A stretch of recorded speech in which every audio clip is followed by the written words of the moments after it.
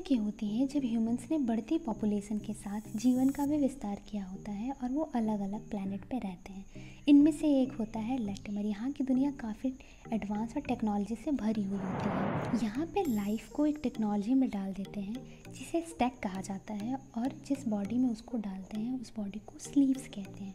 यहाँ आदमी बॉडी को बदलता रहता है और वो तब तक ज़िंदा रहता है जब तक उसका स्टैक्स सुरक्षित होता है। तो इस वजह से यहाँ पे किसी को मरने का डर नहीं रहता है। मूवी में हमें एक लड़की भागते हुए दिखाई देती है जिसके पीछे कुछ आदमी पड़े होते हैं। वो भागते भागते क्लब में जा घुसती है, पर वहाँ पे पहुँचकर वो पकड़ी जाती है।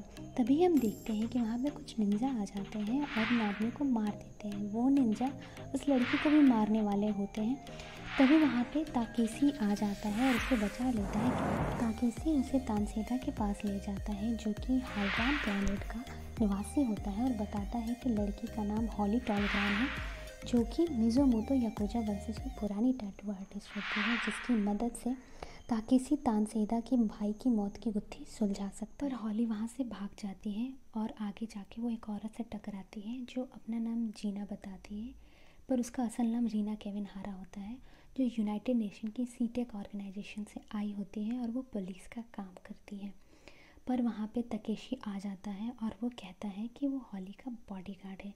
लेकिन इतनी देर में जीना के साथियों ने उन सबको चारों तरफ से घेर लेता है। तभी अचानक से उन पे हमले शुरू हो जाते हैं और हमें यहाँ पे ये पता चलता है कि ये हमले न जीना की साइड से थे ना ही तकेशी के साइड पे, और ये हमले निंजा ने किए होते हैं, जो जिनके मारने के तरीके को हम असल मौत कहते हैं, क्योंकि इससे सबके स्टैक्स भी डिस्ट्रॉय हो जाते हैं जिससे कोई दोबारा ज़िंदा नहीं होता है। पर यहाँ पे जीना और तकेशी मिल के काम करते हैं और सारे निंजाज को मार देते हैं।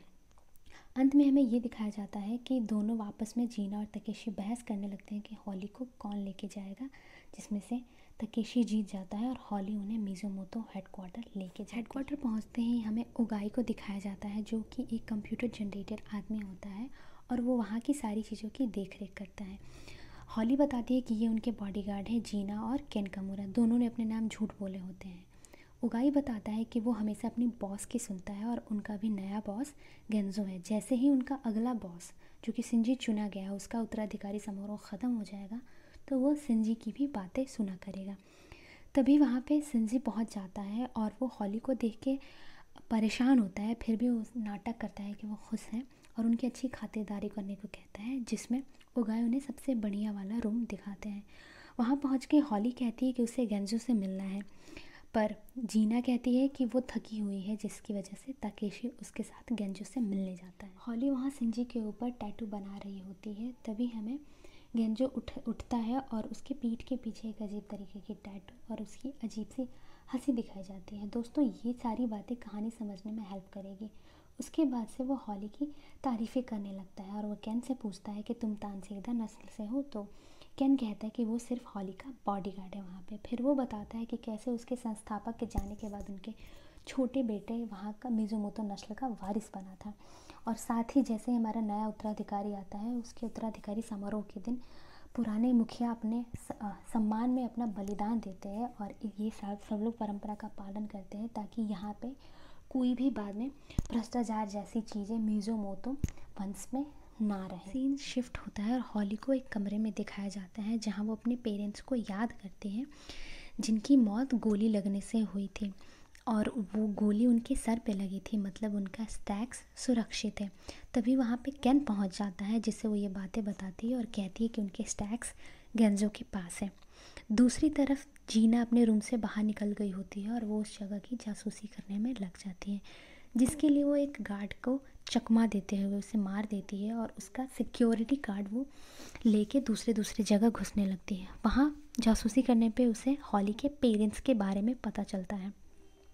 वहीं तीसरी तरफ सिंजी निंजा के साथ मिलके वापस से हॉली और उसके बॉडीगार्ड्स को समारोह से पहले मारने की तैयारी कर रहा होता है। उत्तराधिकारी समारोह से एक दिन पहले मिज़ोमोतो हेडक्वार्टर में एक गार्ड के मारे जाने की वजह से वहाँ की सुरक्षा बढ़ा दी गई है, जहाँ मिज़ोमोतो नस्ल के आदमियों की संख्या बढ़ गई होती है। तभी वहाँ अचानक से वो निंजाज वापस आ जाते हैं और उन आदमियों पे वो हमले कर देते हैं। उनकी संख्या ज़्यादा होती है और उनके पास सुरक्षा कवच और अच्छे हथियार होने की वजह से ताकेशी और जीना उनसे ज़्यादा देर तक नहीं लड़ाई कर सकते और वहीं लड़ाई के दौरान ही जीना घायल हो जाती है। तो अंत में वो उगाई के पास जाके उगाई की मदद लेते हैं, जिसमें उगाई अपनी मशीनों की मदद से सारे निंजास को मार देता है और अंत में हमले के बाद हुए तबाही को, डिस्ट्रक्शन को देख के वो काफ़ी हैरान होता है।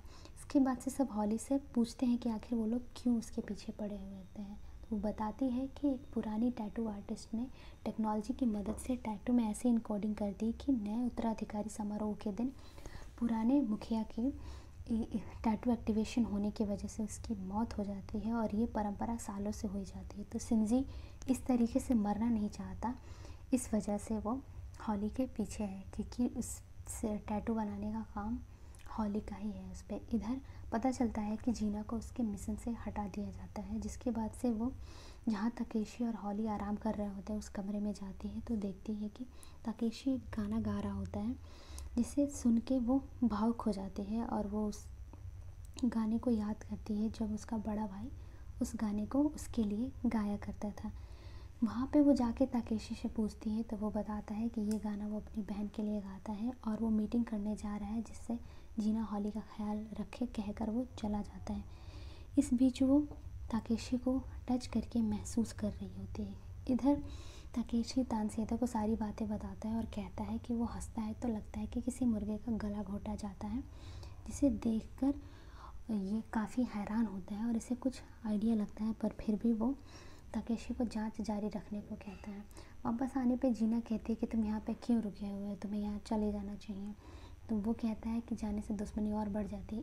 जीना अपना सिक्योरिटी पास ताकेशी को दे देती है और साथ ही हॉली के पेरेंट्स के स्टैक्स की इन्फॉर्मेशन वो हॉली को देती है। इधर ताकेशी जासूसी करते हुए ऐसी मशीन को देखता है जिससे स्टैक्स को बदला जाता है और वो ये सारी इन्फॉर्मेशन तानसेदा को दे देता है। ऐसे ही करते हुए वहाँ पे उत्तराधिकारी समारोह का दिन आ जाता है, जहाँ उगाई काफ़ी खुश होता है और वो बताता है कि उसे आतिशबाजी या पटाखे फोड़ने का काम दिया गया है। बातों बातों में वो ताकेशी और कीना की फ़ोटो भी ले लेता है। तभी अचानक से वहाँ पे बिजली गुल हो जाती है और जब वो आती है तो देखते हैं कि वहाँ से हॉली गायब होती है। इधर शिंजी वापस अपने निंजा के साथ मिलकर हॉली को मारने की तैयारी कर रहा होता है और उन्हें आखिरी वार्निंग देता है। तभी वहाँ पे गेंजो आ जाता है और वो कहता है कि तकनीकी खराबी की वजह से उत्तराधिकारी समारोह अभी होगा और उसे एक इंजेक्शन लगाया जाता है जिससे वो बेहोश हो जाता है और ये इंजेक्शन उसे हॉली लगाती है, उससे बेहोशी की अवस्था में वो ले जाता है। दूसरी तरफ केन बताता है कि यहाँ पे क्या हुआ होता है और वो वहाँ के लोगों को कन्विंस करता है कि वो उन्हें सारी कहानी बताएगा अगर वो मानेंगे तब। उत्तराधिकारी समारोह में काफ़ी भीड़ जुटी होती है, वहाँ पे हॉली, उगाई सब लोग होते हैं और शिंजी वहाँ पे ड्रम बजा रहा होता है। ऐसा दिखाया जाता है कि गेंजो वहाँ पे बैठा हुआ है और उसकी कोडिंग एक्टिवेट होती है, जिसकी वजह से लाइट्स उसकी बॉडी से निकलती हैं और उसके स्ट्रैक्स डिस्ट्रॉय होने लगते हैं और शिंजी वहाँ पर ड्रम बजाते रहता है। बारी बारी से उसके बॉडी पार्ट्स में क्रैक्स आने पड़ते हैं, लगते हैं और उसने जो मास्क लगाया होता है उसकी आँखों से खून आने लगता है। तब हमें पता चलता है कि वहाँ पे गेंजो की मौत हो गई है। शिंजी उस मास्क को लेके अपने पुराने मुखिया का धन्यवाद देता है और कहता है कि वो अब ड्रैगन बन गए हैं। इसी बीच भीड़ से एक आदमी उठता है और उसे बधाई देते हुए कहता है कि अच्छा बताइए, हमें आपको क्या कहना चाहिए, शिंजी या गेंजो या फिर कुछ और ये बताओ कि मेरे भाई को किसने मारा है। ये सारी चीज़ें देख के वो काफ़ी हैरान हो जाता है और ऑडियंस को बंद करने को कहता है। तानसेदा वहाँ पे पुरानी कहानी, पीछे की कहानी बताता है कि कैसे गेंजो ने हॉली के साथ मिलके उसको बेहोश कर दिया और शिंजी के स्टैक्स को डिस्ट्रॉय करके गेंजो के स्टैक्स को उसकी बॉडी में डाल दिया गया और दुनिया को ये दिखाया गया है कि असल में शिंजी ही उनका नया चुना गया मुखिया वापस से मुखिया बनने वाला है। और ये स्टैक्स जो शिंजी की बॉडी में लगता है वो भी उनके जो सबसे पहले संस्थापक होते हैं मिज़ुमोतो समुदाय के, वो उनका स्टैक्स होता है। ये सारी बातें सबके सामने खुल जाती है, पर फिर भी वो अपनी अजीब सी हंसी हंसता है और हॉली से कहता है कि वो नियम पूरे करे। परंपरा को पूरे करने के लिए वो वापस से उनके टैटू को एक्टिवेट करने लगती है, पर वहाँ पे नीली की जगह वो लाल रेज निकालती है, जिससे वो गेंजो को अंदाज़ा हो जाता है कि वो उसके टैटू को डिस्ट्रक्शन के लिए एक्टिवेट करने वाली होती है और वो उसे मारने की हालत में ले लेता है और उसे वो उठा के फेंक देता है।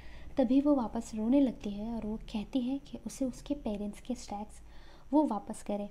इस पे गेंजो और गुस्सा जाता है और वो अपने तलवार से झटके देके 2 स्टैक्स गिराता है जो हॉली के पेरेंट्स के होते हैं, और बारी बारी से करके वो उन स्टैक्स को तोड़ देता है, जिसे देख के हॉली बहुत बुरी तरीके से रोने लगती है। पर गेंजो को इससे कोई फ़र्क नहीं पड़ता है, वो उसे मारने के लिए होता है। तभी वहाँ पे ताकेशी बाकी मिज़ुमोतो समुदाय के आदमियों को लेके पहुंचता है वहाँ पे, और एज अ प्रूफ उन्हें दिखाता है कि देखो ये है तुम्हारे यहाँ का असली कातिल, जो यहाँ के समुदाय को लोगों को काफ़ी समय से धोखा दे रहा होता है। पर वो वहाँ पे किसी से डरता नहीं है, और वो हॉली को उठा के फेंक देता है, और वो स्टेज के पीछे बने हुए पीछे पर्दों में वो घुस जाता है। इधर ताकेशी हॉली को संभालता है, और मिज़ुमोतो समुदाय के लोग अंदर पर्दे के अंदर जाते हैं, जिन्हें वो बारी बारी से गेंजो मार देता है, और बाहर खून के धब्बे आने लगते हैं। जो बाहर निकलता है तो गेंजो या फिर तानसेदा के पिताजी कह लें और ताकेशी के बीच में लड़ाई होने लगती है। इनके बीच में ज़बरदस्त लड़ाई होती है, जिसमें बुरी तरीके से ताकेशी हार रहा होता है। इस लड़ाई के दौरान ही वहाँ पे तानसेदा भी पहुँच जाता है, और वो बताता है कि वो अपने बाप की अंतिम संस्कार में ज़रूर आएगा, और वो ओगाई को सच बताता है कि कैसे इसने चेंजेस किए होते हैं शिंजो ने, यानी तानसेदा के पिता ने, जिससे ओगाई को पता चलता है कि वो गेंजो है, यानी अब वो उसका मालिक नहीं है, और उसे तो सिर्फ अपने नए मालिक शिंजी की बात माननी होती है, जिसकी वजह से वो अब उनके साथ हो जाता है और गेंजो को मारने की तैयारी में लग जाता है। और वो वहाँ पे बहुत सारे आतिशबाजी करता है, पटाखे फोड़ता है, जिससे काफ़ी वहाँ पे विस्फोट होते हैं। तो ऐसा दिखाया जाता है हमें कि वहाँ पे इतनी सारे डिस्ट्रक्शन की वजह से वहाँ के आसपास की जो बिल्डिंग होती हैं वो डिस्ट्रॉय होने लगती है, और वो धीरे धीरे गिरने लगती है, जिसके नीचे वो दब जाता है। पर तभी अचानक से गेंजो बाहर आता है, और वापस वो ताकेशी से लड़ने लगता है, जिससे घायल देखकर जीना अब बड़ा भाई कह के चिल्लाती है और उस पर हमला कर देती है। ये सारी बातें ताकेशी बेहोशी की हालत में भी सुन लेता है, और उसे एहसास होता है कि जीना तो उसकी बहन है।